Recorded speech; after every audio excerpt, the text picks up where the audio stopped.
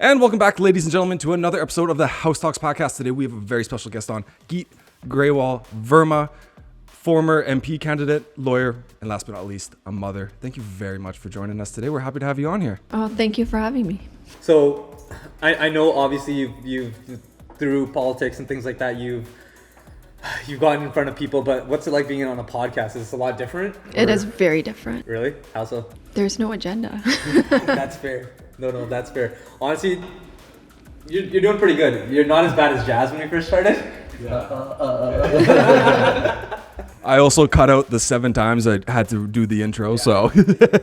Exactly. And I guess you and Arvin are brother and sister, and Arvin is known as the shy guy.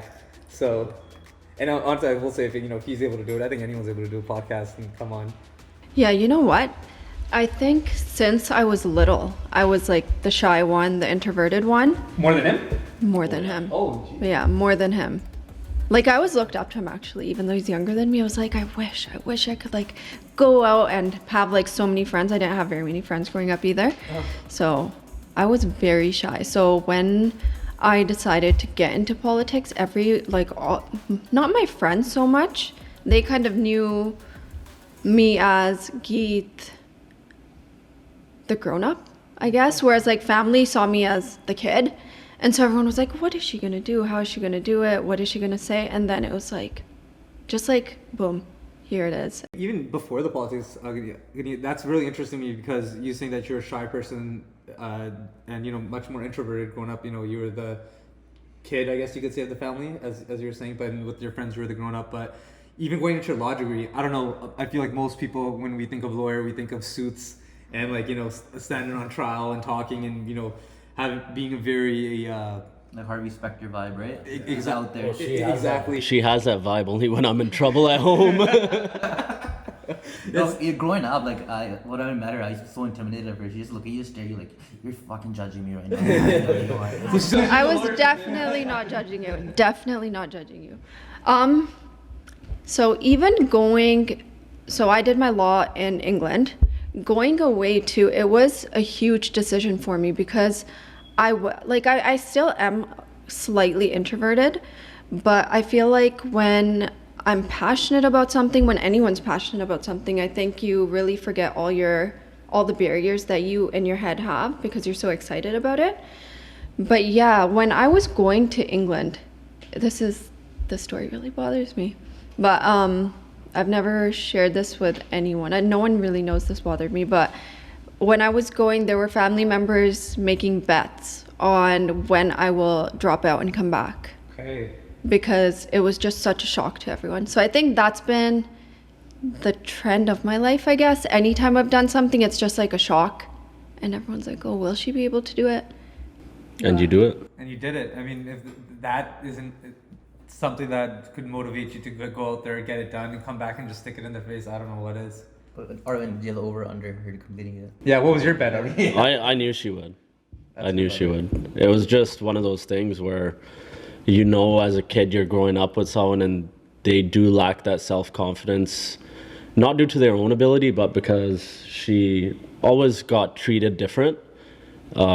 She was always inseparable from my mom, so it was always like, okay, she's always with my mom, so she wasn't hanging out with the kids. So it was like, everyone just judged her like, oh, she's just a mommy's girl. She can't stay without her family. But at the end of the day, that's your biggest support, right? When you're at your lowest, you have family around you, and that's what gets you through the biggest problems you have in life most of the time. Definitely. I feel like when we're growing up, especially with family or maybe friends that you're growing up with, you've sort of built this identity with them, right? So when you go off to doing bigger things that are way out of your league, people will kind of have that judgment like, oh, well, you're this person, you're introverted, you're shy, or whatever it is. So how do you change your identity? Well, you go out there and you do it, and you prove them wrong, right? That's the only way really to attack, and I feel like that's what you did. Yeah, and what I learned along the way was that what I did my whole life was that I internalized people's judgments. I made that my personality.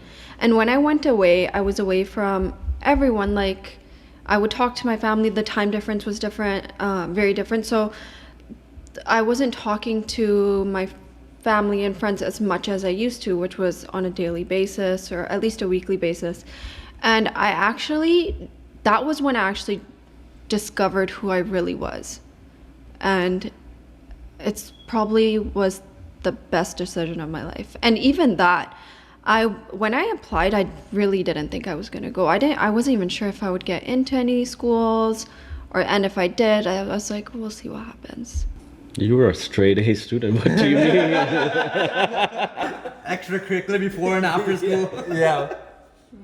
Was there anybody, like any role models or anybody that you looked up to that you pulled from for that situation, rather if it's somebody who traveled to a new country as well, another lawyer that you looked up to? Was there anybody that you pulled from and went, this is I'm just going to sound so cocky, but no. But honestly, I don't think that's cocky at all, because I feel like if you're going to go out there and you're going to get super uncomfortable, because first and foremost, you're changing your environment.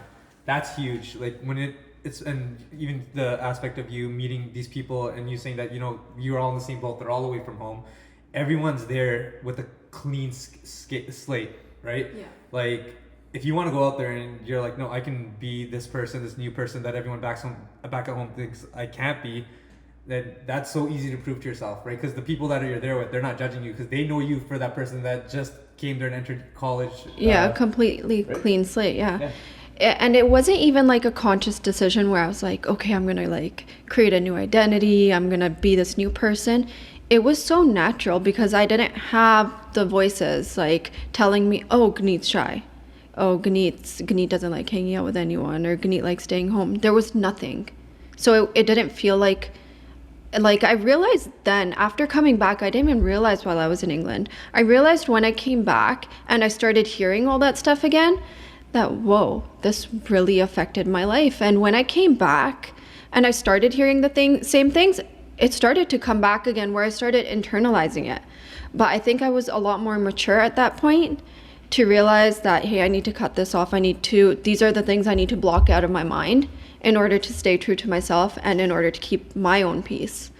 But yeah, and I'm so glad that I went through that, because now I see it with my daughter, Sada, where she has like people kind of making comments about her personality. Oh, she's like this or she's like that. And like right in that moment, it goes back to, oh, I heard that and I internalized it. I really want her to figure out who she is on her own. And so I'm always trying really hard to kind of drown out that noise and just keep her away from those opinions, so she can just be her own person and build her own personality and not have to go away for school or like do something significant to realize, okay, I'm not these opinions. I'm who enough. I choose to be. Yeah. Sada is one of the cutest babies I've ever seen. She really is. Side note. she probably has the best personality out of everyone sitting at this table, if I'm being honest. If it was possible, we would have loved to interview her. Maybe she would have been the first female that we interviewed. I'm just kidding. You would have got 2 or 3 responses from him. No, stop, or Aja. No, she has a new one too. She goes, pound it. Oh, yeah. She's good. Yeah, last week. Yeah.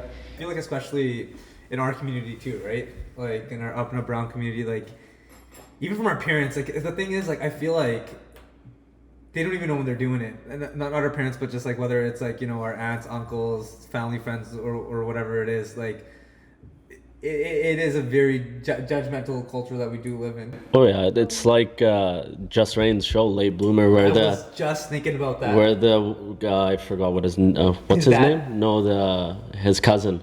Dagora? Yeah. What's his name? Neil. Yeah, Neil. And he goes, it's generational trauma that we internalize, but our parents didn't know how to deal with that. We're learning to deal with it now. So eventually it'll get better, but it's gonna take time. But our generation is doing the same thing, where we internalize it, but slowly we're starting to get better, and we're like, you know what? I'm enough. That's all that matters. Definitely. I think what we tend to do is feel like, oh, this person should be doing this or this person shouldn't have done that. Whereas it's like, I think the most we could do is control what we're doing. And I think the problem is where we blame shift and we try to change everything around us rather than looking inwards, because that's so hard.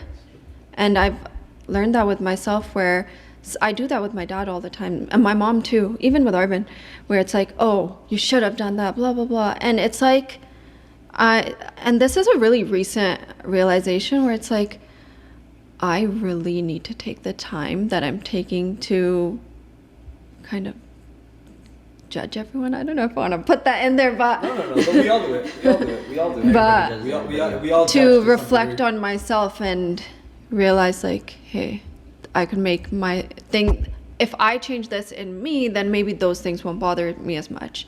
And I think that's so important for me to kind of establish in my head right now, because I realized really quickly I can't change what's happening around me. And so many realizations came in after I became a mom, because I am very protective of Sada. I don't want her to deal with the same pain I went through. Of course, I can't protect her from everything, but I think what I can do is protect her from a few things that really hurt me growing up, or I feel like damaged me as a child.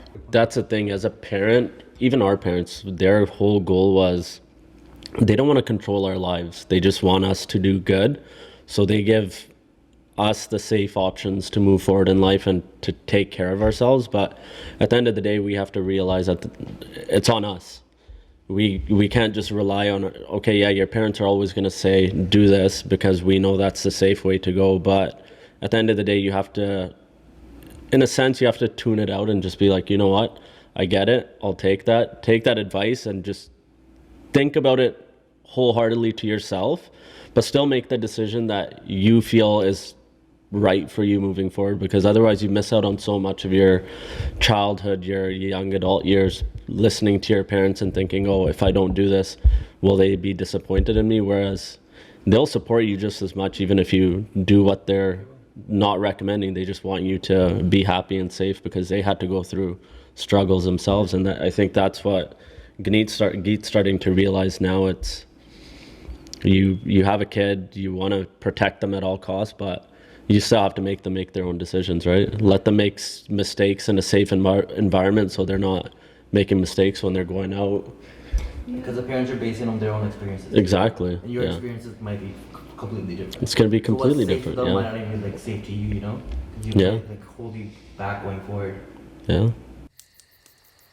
Oh, hey, didn't notice you there. But you know what I did notice? The Supplement House is having a buy one, get one 50% off mix and match the entire store starting this Thursday, February 29th until Monday, March 4th. And if you want to mix and match the different flavors of batch, you know where you can find it. The rinks at the Summit Center in Abbotsford, the Supplement House. Go check out the squad this Thursday, February 29th till Monday, March 4th. Buy one, get one half off the entire store. Do you have anything that you would have said to your younger self, or I guess your daughter in a couple of years now, that through your experience of moving abroad, becoming a mother, just like some words of wisdom or any perspective shift or anything that you would give to your younger self or your daughter?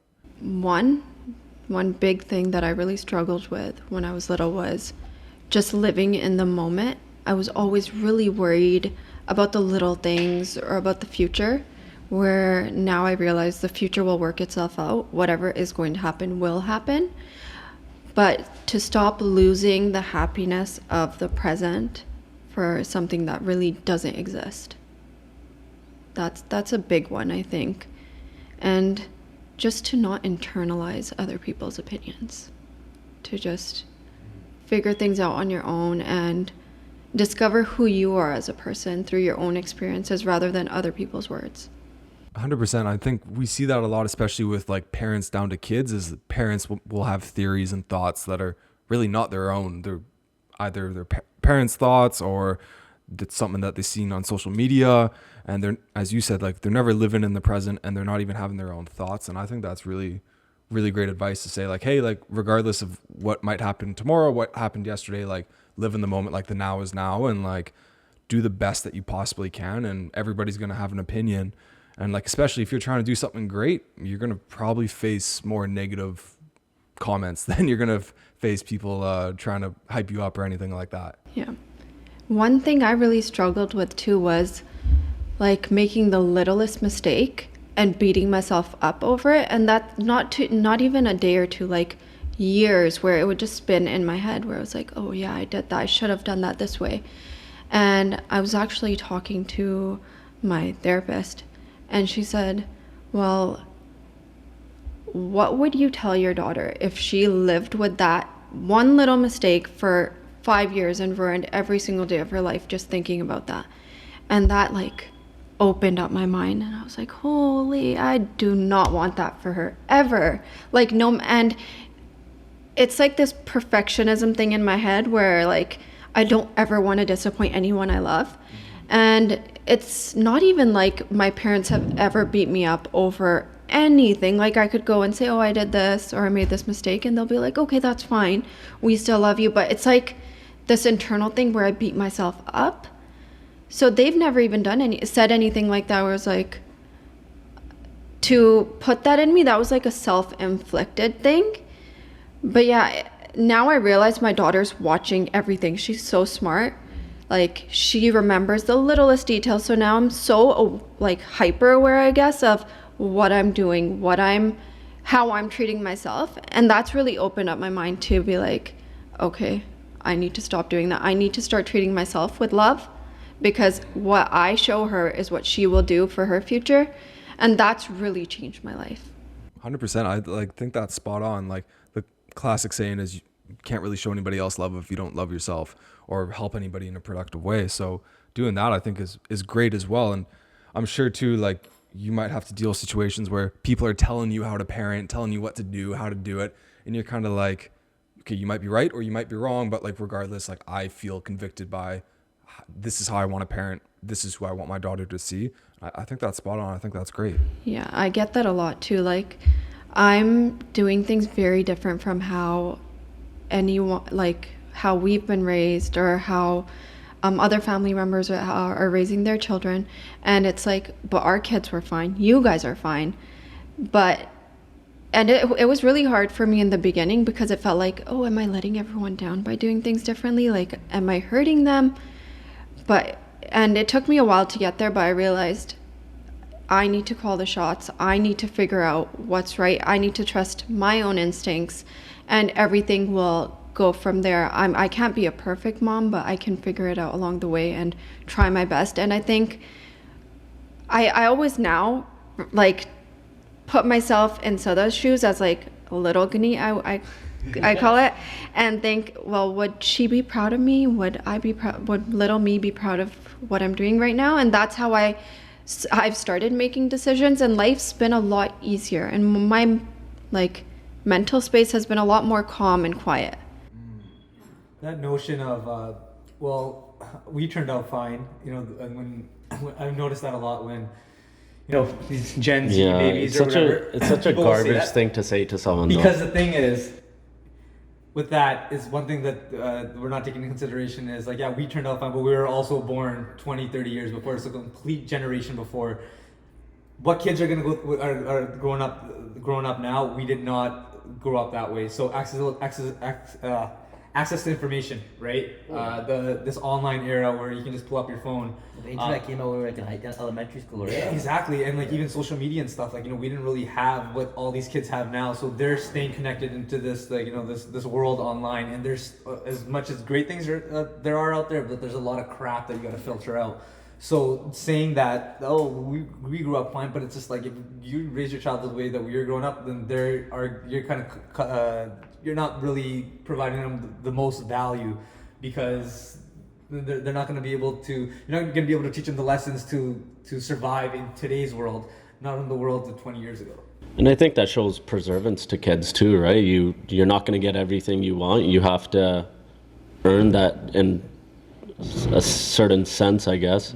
It's not always, okay, your kid's crying, you got to give them something. You got to set those boundaries early so they know that, okay, I got to have patience. I got to have all these skills that are going to set me up for the future. And every kid's different at the end of the day. You can't just say, well, our kids turned fine. Yeah, but if you did use a different technique to raise your kids or use different methods, your kids could have turned out a lot different, right? Yeah. So it's not one size fits all. 100%. Of course, like, you know, being a mom, that's such a big change in itself. But do you find like raising her, like how much more you're learning about being more aware of how the world is changing. You know what I mean, and how you're gonna raise her with that, and taking that into consideration.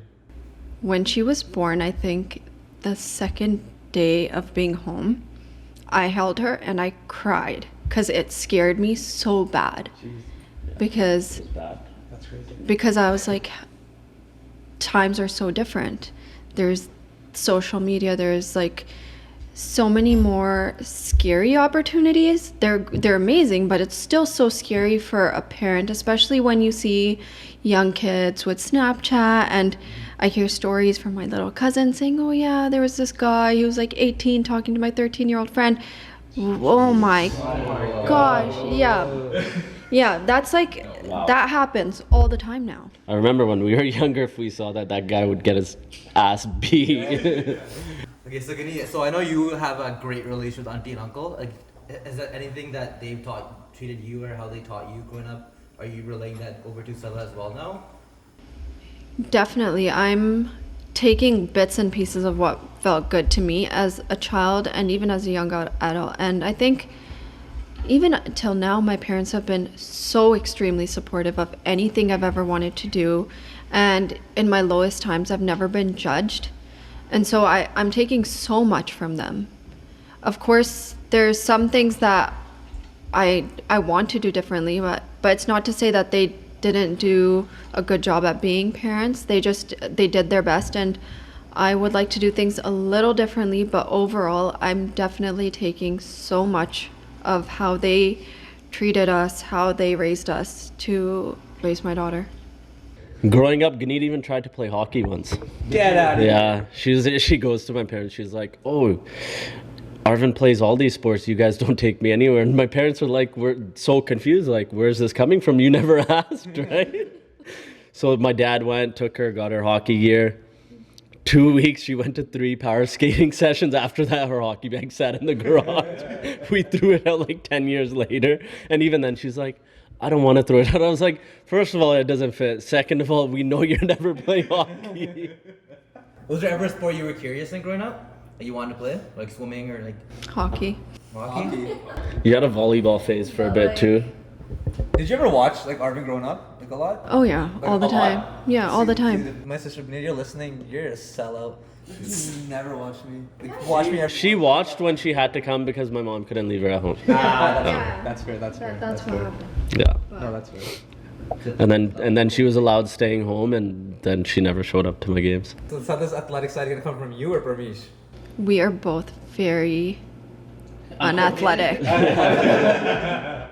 But honestly, Geet's probably more athletic than Parmish. Yeah? Yeah, he actually hates sports. Like, I've never seen him look at a sport and be like, "Oh, that looks like fun." He's like, "I hate it." I suck at basketball, but I beat him, so Oh, Yeah. that's saying something. that says a lot. But Sada's actually pretty athletic already, I think. She's active. She loves watching sports too. I don't let her watch any TV other than sports because it's on because of when we him. were over, she's when Arvin had the screen was on and she came into the room. Yeah. And she was totally doing that. She's looking at. What was she saying? TV. She's like, Ganda, bad. Bad TV, yeah. Bad TV. Like, she's like, no. But she's like, she's looking like this. Yeah, she's like, squinting. She's like lightsaber. She's like, bad. And then I said good, and she's she got punched. yeah, she's like, yeah, good. Somebody on the other side. She's like, yeah, jazz mama knows. Obviously, you were really good in school growing up. So why becoming a lawyer when you were pretty shy as growing up, and then being a lawyer, be out there? Why not like a doctor or anything else like that? She watched Suits. I'm just kidding. Was there like a reason why I want to become a lawyer? She loved arguing. Valid. Dude, half her prep for becoming a lawyer was me growing up. Yeah, it was me and her just yelling at each other. She was always, I was like 5 foot max, like from grade 8 to 10, and every day I would come home, annoy the crap out of her. Next thing you know, I got a slap coming from the left side, right side. She was like 5'6", I was 5 feet. She would shit kick me every day, dude. That's not every day. I skip Tuesdays. Yeah. That's God's day. Lawyer, like Arvin said, I love arguing. No.